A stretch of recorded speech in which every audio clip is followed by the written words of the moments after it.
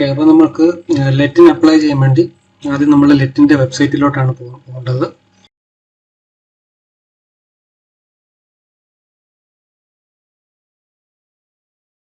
Okay, അപ്പോൾ അതിനായിട്ട് നമ്മൾ ഗൂഗിളിൽ ജസ്റ്റ് LBS എന്ന് സെർച്ച് ചെയ്യുക, അല്ലെങ്കിൽ നോട്ടിഫിക്കേഷനിൽ പറയുന്ന വെബ്സൈറ്റ് www.lbscenter.kerala.gov.in എന്ന് പറയുന്ന വെബ്സൈറ്റ് ഉണ്ട്. അപ്പോൾ അത് ഡയറക്റ്റ് ടൈപ്പ് ചെയ്യുക. ഇപ്പോൾ ഗൂഗിളിൽ പോകുമ്പോൾ നമ്മൾ കാണുന്ന ആദ്യത്തെ ഈ ഒരു website LBS centre for science and technology, ഇതാണ് നമ്മൾ അപ്ലൈ ചെയ്യേണ്ട വെബ്സൈറ്റ് എന്ന് പറയുന്നത്.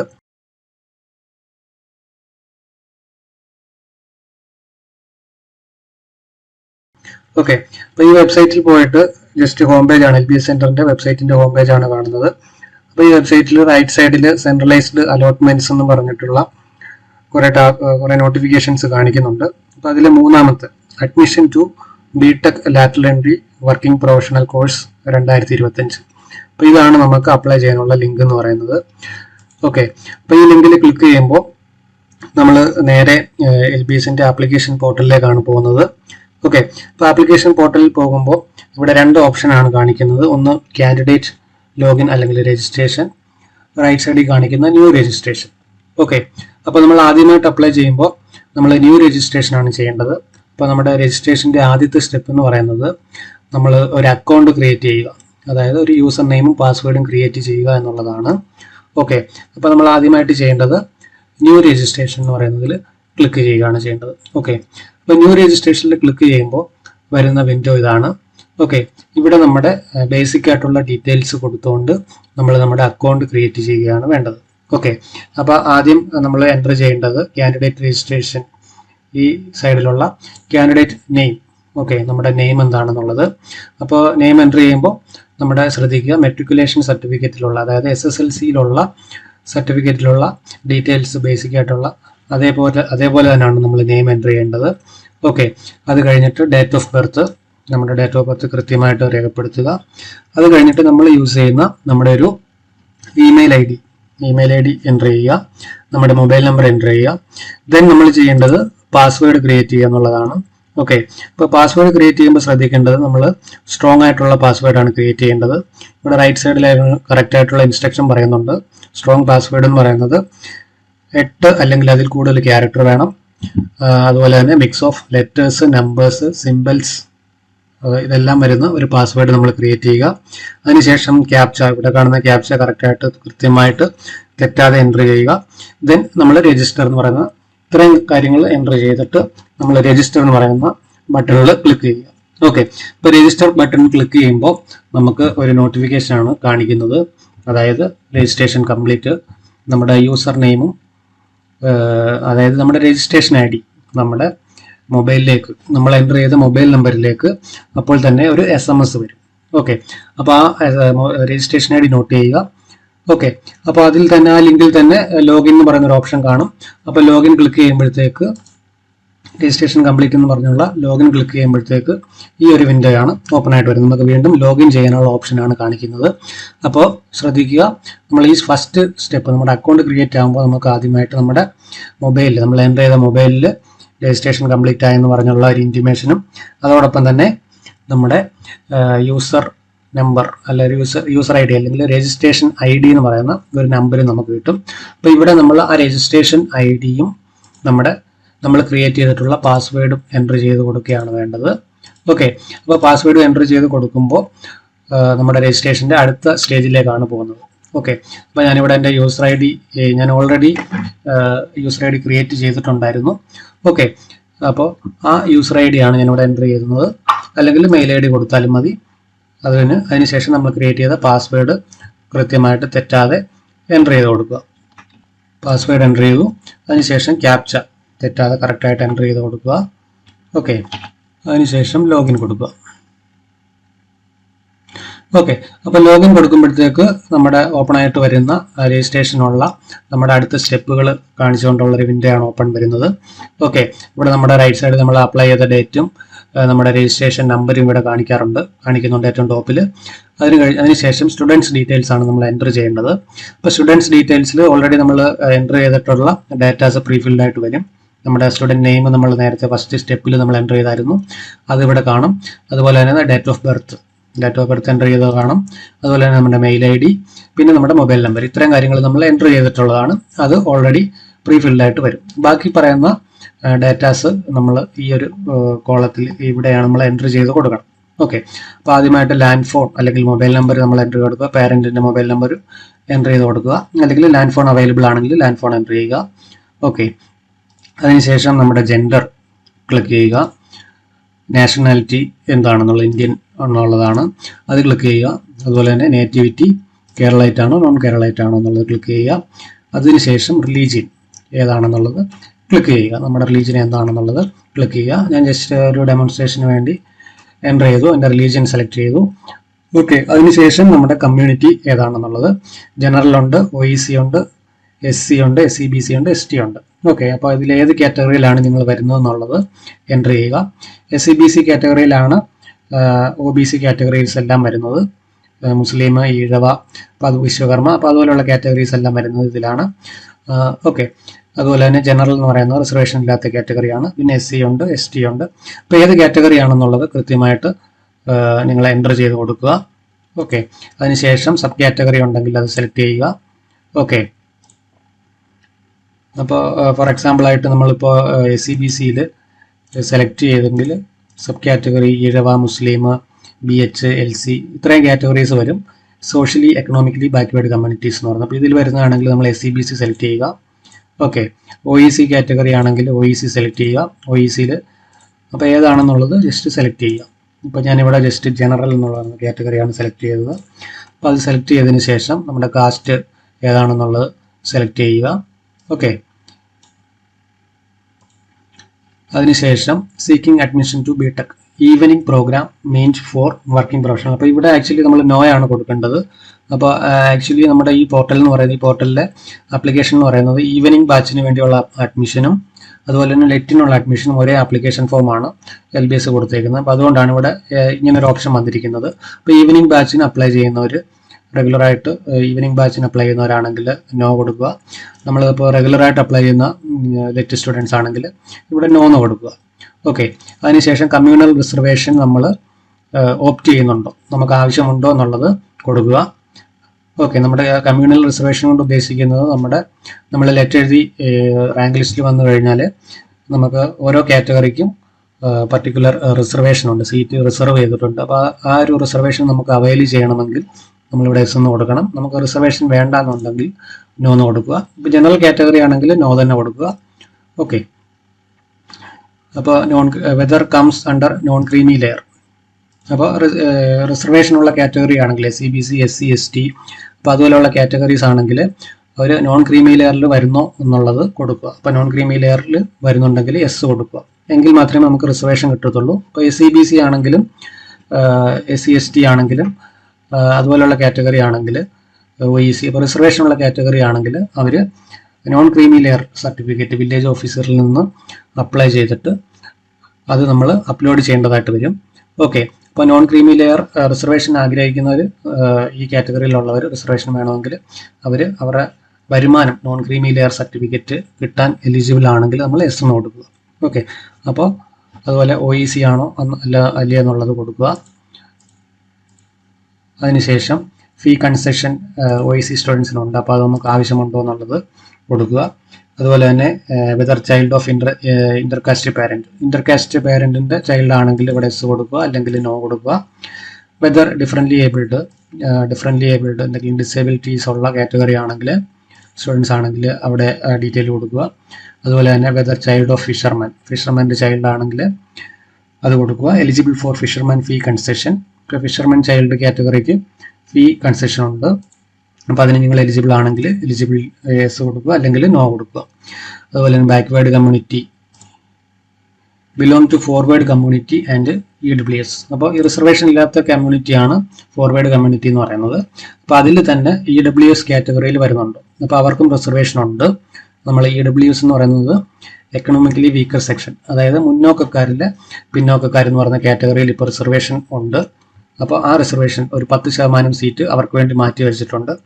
അപ്പോൾ നിങ്ങൾ റിസർവേഷൻ ഇല്ലാത്ത ഫോർവേഡ് കമ്മ്യൂണിറ്റിയാണ്, നിങ്ങളുടെ വരുമാനം 4 ലക്ഷത്തിൽ താഴെയാണെങ്കിൽ നിങ്ങൾക്ക് ഇവിടെ യെസ് കൊടുക്കാം. അങ്ങനെയാണെങ്കിൽ നിങ്ങൾക്ക് സ്പെഷ്യലായിട്ട് റിസർവേഷൻ കിട്ടും.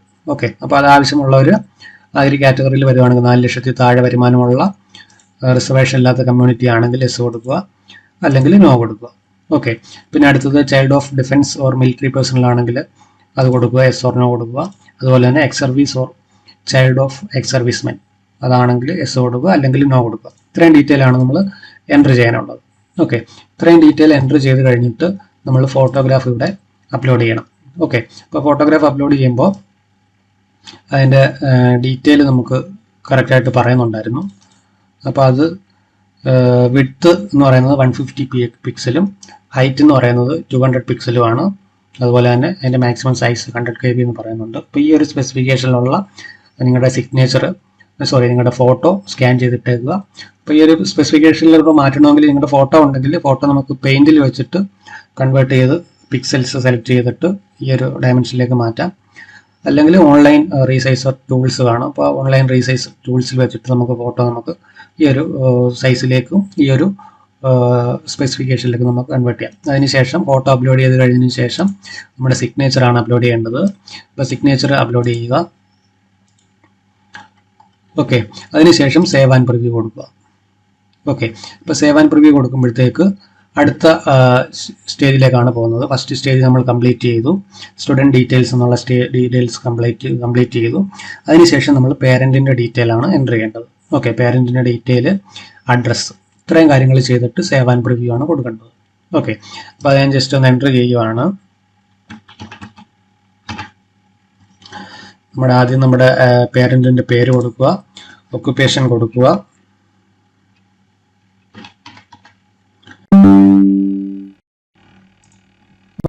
അപ്പോൾ ഇത്തരം കാര്യങ്ങളാണ് നമ്മൾ എൻ്റർ ചെയ്യേണ്ടത്. അങ്ങനെ ഇൻകം എത്ര ഉണ്ടെന്നുള്ളത് കൊടുക്കുക. അതിനുശേഷം നമ്മുടെ ഹൗസ് അഡ്രസ്സ് കൊടുക്കുക. നമ്മുടെ address, village, district, street, post office, state, pincode, ഇത്രയും കാര്യങ്ങളാണ് നമ്മൾ എൻ്റർ ചെയ്യാനുള്ളത്. ഓക്കെ, അപ്പോൾ ഇത് കൃത്യമായിട്ട് എൻ്റർ ചെയ്യുക. ഇപ്പോൾ നിങ്ങൾ ഡിസ്ട്രിക്റ്റ് ഇവിടെ നമ്മൾ ഇന്ത്യയിലുള്ള എല്ലാ ഡിസ്ട്രിക്റ്റും കൊടുത്തിട്ടുണ്ട്. അപ്പോൾ നിങ്ങളുടെ ഡിസ്ട്രിക്റ്റ് കറക്റ്റായിട്ട് നിങ്ങൾ നോക്കിയിട്ട് കൊടുക്കുക. നമ്മുടെ സ്റ്റേറ്റ് നമ്മൾ വില്ലേജ് ഡിസ്ട്രിക്റ്റ് സെലക്ട് ചെയ്യുമ്പോൾ ഓട്ടോമാറ്റിക്കലി വരും. അതിനുശേഷം നമ്മുടെ പിൻകോഡ് അടിച്ചു കൊടുക്കുക. ഓക്കെ, ഇത്രയും കാര്യങ്ങൾ എൻ്റർ ചെയ്തിട്ട് നമ്മൾ സേവ് ആൻഡ് പ്രിവ്യൂ എന്നുള്ളത് കൊടുക്കുക. ഓക്കെ, അപ്പോൾ സേവ് ആൻഡ് പ്രിവ്യൂ കൊടുത്തു കഴിയുമ്പോഴത്തേക്ക് നമ്മുടെ പേരൻറ്റിൻ്റെ ഡീറ്റെയിൽ കൊടുത്തു കഴിഞ്ഞിട്ട് വരുന്ന എന്ന് പറയുന്നത് ഇതാണ്. ഓക്കെ, പേരൻസിൻ്റെ ഡീറ്റെയിൽ കൊടുത്തതിന് ശേഷം ഡീറ്റെയിൽസ് ഓഫ് ക്വാളിഫയിങ് എക്സാമിനേഷൻ. അപ്പോൾ qualifying examination, first qualifying examination എന്ന് പറയുന്ന അവിടെ ക്ലിക്ക് ചെയ്യുമ്പോൾ നമുക്ക് 2, 3, 4 ഓപ്ഷൻ കാണിക്കുന്നുണ്ട്. 2 year diploma in engineering, 3 year diploma in engineering, BSc D Voc. ഇതിൽ ഏതൊക്കെയായിട്ട് നമ്മളെന്ന് പറയുന്നത് ഡിപ്ലോമ കഴിഞ്ഞിട്ടുള്ളവരാണെങ്കിൽ 3 year diploma in engineering or technology, ഇതാണ് സെലക്ട് ചെയ്യേണ്ടത്. ഇത് നമ്മൾ പാസ്ഡ് ആണോ അപ്പിയറിംഗ് ആണോ എന്നുള്ളത് എൻ്റർ ചെയ്യുക. പാസ്ഡ് ആണെങ്കിൽ പാസ്ഡ് എന്ന് കൊടുക്കുക, അപ്പിയറിംഗ് ആണെങ്കിൽ അപ്പിയറിംഗ് എന്ന് കൊടുക്കുക. ഓക്കെ, അപ്പിയറിംഗ് എന്ന് വെച്ചാൽ 6th സെമസ്റ്ററിലെ സ്റ്റുഡൻസ്, ഇപ്പോൾ പഠിച്ചുകൊണ്ടിരിക്കുന്ന സ്റ്റുഡൻസ് ആണെങ്കിൽ കൊടുക്കുക.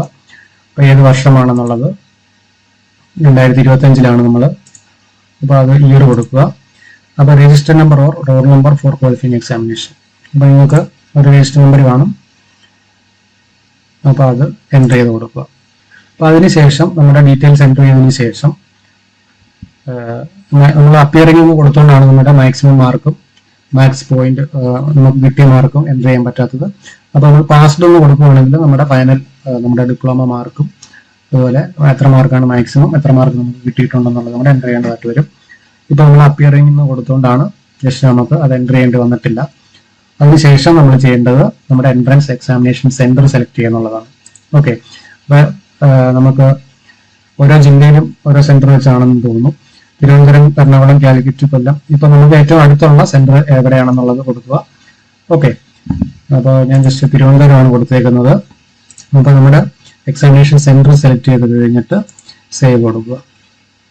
ഓക്കെ, അപ്പോൾ സേവ് ചെയ്യുമ്പോൾ അടുത്തത് പേയ്മെൻറ്റ് ഡീറ്റെയിൽസ് എന്ന് പറയുന്ന പേജിലേക്കാണ് പോകുന്നത്.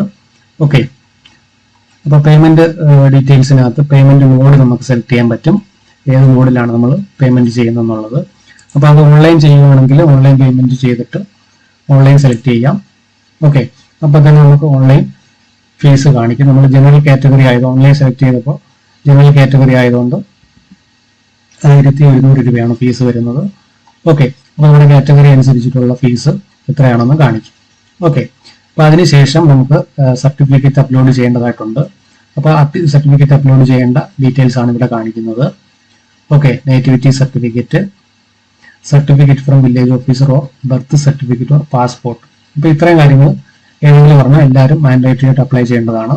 ഒന്നുകിൽ നേറ്റിവിറ്റി സർട്ടിഫിക്കറ്റ്, വില്ലേജ് ഓഫീസറിൽ നിന്നുള്ള സർട്ടിഫിക്കറ്റ്, അല്ലെങ്കിൽ ബർത്ത് സർട്ടിഫിക്കറ്റ്, അല്ലെങ്കിൽ പാസ്പോർട്ട്. ഓക്കെ, അടുത്ത proof of date of birth. Date of ബർത്തിനുള്ള പ്രൂഫായിട്ട് സർട്ടിഫിക്കറ്റ് എല്ലാവരും അപ്ലോഡ് ചെയ്യേണ്ടതാണ്. അപ്പോൾ അതെന്ന് പറയുന്നത് സ്കൂൾ സർട്ടിഫിക്കറ്റ് അല്ലെങ്കിൽ പാസ്പോർട്ട്, ഇതിലേതെങ്കിലും ഒരെണ്ണം നമ്മൾ അപ്ലോഡ് ചെയ്യുക. അപ്പോൾ അതിന്റെ സൈസും ഇവിടെ പറയുന്നുണ്ട്. മാക്സിമം 1 MB PDF ആയിട്ടാണ് അപ്ലോഡ് ചെയ്യേണ്ടത്. ഓക്കെ, നമ്മളത് സെലക്ട് ചെയ്യുമ്പോഴത്തേക്ക് നമുക്ക് അപ്ലോഡ് കൊടുത്തിട്ട് ഷോ എന്ന് പറയുന്ന ഓപ്ഷൻ ഉണ്ട്. അപ്പോൾ അത് ക്ലിയർ ആണോ എന്ന് സെർച്ച് ചെയ്യാനുള്ള ഓപ്ഷൻ ഇവിടെ ഉണ്ട്. അതിനുശേഷം നമ്മൾ ചെയ്യേണ്ടത് school certificate, SSLC certificate upload ചെയ്യുക. അതിനുശേഷം qualifying exam hall ticket. Okay, അപ്പോൾ ഇത് അടുത്ത സെമസ്റ്ററിലേക്കുള്ള qualifying exam hall ticket upload ചെയ്യാം. ഇത്രയും കാര്യങ്ങളാണ് നമുക്ക് അപ്ലോഡ് ചെയ്യാനുള്ളത്. ഇത് അപ്ലോഡ് കൊടുത്തു കഴിഞ്ഞിട്ട് ഇത്രയും കാര്യങ്ങൾ അപ്ലോഡ് ചെയ്യുമ്പോഴത്തേക്ക് ഇവിടെ നമുക്കൊരു പ്രിന്റ് നമ്മുടെ പ്രിവ്യൂ കാണിക്കുന്നുണ്ട്. നമ്മൾ ഇതുവരെ എൻ്റർ ചെയ്തിട്ടുള്ള ഡീറ്റെയിൽസ് കാണിക്കുന്നുണ്ട്. ഓക്കെ, അപ്പോൾ ആദ്യം നിങ്ങൾ ചെയ്യുമ്പോഴത്തേക്ക് ഫീസ് അടയ്ക്കാൻ, ഓൺലൈൻ അടയ്ക്കാൻ ഓപ്ഷൻ കൊടുത്തു കഴിഞ്ഞാൽ പേ നൗ കൊടുക്കുക. അല്ലെങ്കിൽ നമുക്ക് ഫെഡറൽ ബാങ്ക് ചെലാൻ ആണെങ്കിൽ ചെലാൻ കാണിക്കും. അത് generate challan, federal bank challan എടുക്കുക. ഇവിടെ ജനറേറ്റ് ക്ലിക്ക് ചെയ്യുക. ജനറേറ്റ് ക്ലിക്ക് ചെയ്യുമ്പോഴത്തേക്ക് നമുക്ക് ചെലാൻ പ്രിന്റ് എടുക്കാൻ പറ്റും. ഈ ചെലാൻ പ്രിന്റ് എടുത്തിട്ട് ഫെഡറൽ ബാങ്കിൽ നമ്മൾ അടയ്ക്കുക. ഓക്കെ, അപ്പോൾ ഇത്രയും കാര്യങ്ങൾ ഡോക്യുമെന്റ്സ് അപ്ലോഡ് ചെയ്തതിന് ശേഷമാണ് നമുക്ക് സേവ് ആൻഡ് കൺഫേം കൊടുക്കാൻ പറ്റത്തുള്ളൂ. ഇവിടെ നമുക്ക്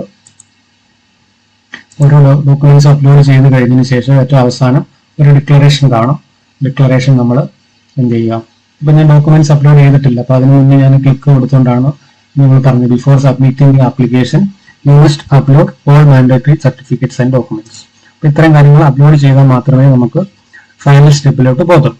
ഓക്കെ, അപ്പൊ ഇത്രയും ചെയ്തതിന് ശേഷം ഈ സർട്ടിഫിക്കറ്റ് എല്ലാം അപ്ലോഡ് ചെയ്യുക, കറക്റ്റായിട്ട് അപ്ലോഡ് ചെയ്യുക. ഓൺലൈൻ ഫീസ് അടയ്ക്കാൻ പറ്റുമെങ്കിൽ ഓൺലൈൻ ഫീസ് അടയ്ക്കുക. ഓൺലൈൻ നമ്മൾ സെലക്ട് ചെയ്യുമ്പോഴത്തേക്ക് പേ നൗ കൊടുത്തു കഴിഞ്ഞാൽ UPI ഓപ്ഷൻ കാണും, നെറ്റ് ബാങ്കിങ് കാണും.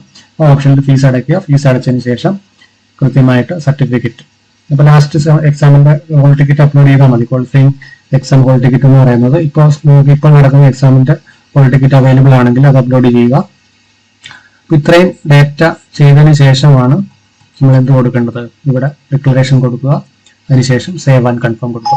ഓക്കെ, നമ്മുടെ ആപ്ലിക്കേഷന്റെ ഏറ്റവും അവസാനത്തെ സ്റ്റെപ്പ് എന്ന് പറയുന്നത് പ്രിന്റ് ആപ്ലിക്കേഷൻ എന്ന് പറയുന്നതാണ്. അപ്പോൾ പ്രിന്റ് ചെയ്യാൻ വേണ്ടി പ്രിന്റ് ചെയ്യുന്നതിന് മുന്നേ നമ്മളെല്ലാ സർട്ടിഫിക്കറ്റും അപ്ലോഡ് ചെയ്തിരിക്കണം, ഫീസും അടച്ചിരിക്കണം. അപ്പോൾ അത് ചെയ്ത് കഴിഞ്ഞിട്ട് പ്രിന്റ് എടുക്കുക. പ്രിന്റ് എടുത്തിട്ട് നമ്മൾ റെഫറൻസിന് വേണ്ടി സൂക്ഷിച്ച് വെച്ചിരിക്കുക. ഓക്കെ, അപ്പോൾ പ്രിന്റ് എടുക്കുന്നതോടുകൂടി നമ്മുടെ ആപ്ലിക്കേഷൻ കംപ്ലീറ്റ് ആവും. നമ്മുടെ നോട്ടിഫിക്കേഷനിൽ പറയുന്നുണ്ട് നമ്മൾ ഈ പ്രിന്റ് എടുത്ത സംഭവം ഒറിജിനൽ ഡോക്യുമെന്റ്സ് അയച്ചു കൊടുക്കേണ്ടതില്ല, ഓൺലൈൻ സബ്മിറ്റ് കൊടുത്താൽ മതി. അപ്പോൾ അവസാനം നമ്മൾ ഫീസും അടച്ചു കഴിഞ്ഞിട്ടാണ് സബ്മിറ്റ് എന്ന് പറയുന്ന ഓപ്ഷൻ വരത്തുള്ളൂ. ഫീസ് അടച്ചു കഴിഞ്ഞിട്ട് എല്ലാ ഡോക്യുമെന്റ്സും അപ്ലോഡ് ചെയ്താലേ സബ്മിറ്റ് എന്ന് പറയുന്ന ഓപ്ഷൻ വരത്തുള്ളൂ. അപ്പോൾ സബ്മിറ്റ് കൊടുത്തതിന് ശേഷം നിങ്ങൾ എന്ത് ചെയ്യാം, സബ്മിറ്റ് കൊടുത്തതിന് ശേഷം പ്രിന്റ് എടുത്ത് PDF ആയിട്ട് കിട്ടും. അത് പ്രിന്റ് എടുത്ത് സൂക്ഷിച്ച് വെക്കുക. ഓക്കെ, ഇത്രയാണ് അപ്ലൈ ചെയ്യാനുള്ള സ്റ്റെപ്പ് എന്ന് പറയുന്നത്. അപ്പോൾ നിങ്ങൾ കഴിവതും താമസിക്കാതെ എത്രയും പെട്ടെന്ന് തന്നെ അപ്ലൈ ചെയ്യേണ്ടതുണ്ട്. കാരണം നമുക്ക് certificate, community certificate, non criminal certificate, ഇതൊക്കെ വില്ലേജിൽ നിന്ന് അപ്ലൈ ചെയ്യണം. അതുപോലെ തന്നെ ഫീസ് കറക്റ്റായിട്ട് അടയ്ക്കണം. അപ്പോൾ ഫീസ് അടയ്ക്കുന്നത് ഓഫ്ലൈൻ അടയ്ക്കുന്നത് ശ്രദ്ധിക്കുക. ഓഫ്ലൈൻ അടയ്ക്കുകയാണെങ്കിൽ നിങ്ങൾ ഫീസ് അടച്ചതിന് ശേഷം 2 ദിവസം കഴിഞ്ഞാൽ മാത്രമേ സൈറ്റിൽ അപ്ലോഡ് ആവത്തുള്ളൂ. അത് പേയ്മെന്റ് കൺഫേം ആവത്തുള്ളൂ ബാങ്കിൽ നിന്ന്. നിങ്ങൾ ചെലാൻ വഴിയാണ് അടയ്ക്കുന്നതെങ്കിലും കൺഫേം ആവണമെങ്കിൽ സമയമെടുക്കും. അപ്പൊ അതുകൊണ്ട് ലാസ്റ്റ് സമയത്തേക്ക് ഓഫ്ലൈൻ അടയ്ക്കുന്നത് ലാസ്റ്റ് സമയത്തേക്ക് പോവാതെ നമ്മൾ എന്ത് ചെയ്യുക, എത്രയും പെട്ടെന്ന് തന്നെ ചെയ്യുക. ഓക്കെ, ഇത്രയും കാര്യങ്ങളാണ് നമ്മൾ അപ്ലൈ ചെയ്യുമ്പോഴത്തേക്ക് ശ്രദ്ധിക്കാനുള്ളത്.